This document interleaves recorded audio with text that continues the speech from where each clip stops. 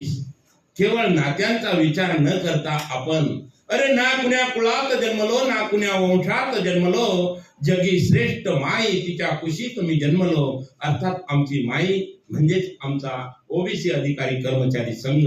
आणि या कार्यक्रमाचं रीतसर उद्घाटन करण्यासाठी उद्घाटक माननीय प्राध्यापक डॉक्टर कांचा साहेब तथा कार्यक्रम अध्यक्ष तथा आदरणीय मंचगणांना मी विनंती करतो त्यांनी कृपया आजच्या कार्यक्रमाचं रीतसर असं दीप प्रज्वलन करून उद्घाटन करावं व कार्यक्रमास सुरुवात करण्यास परवानगी द्यावी अशी मी त्यांना विनंती करतो।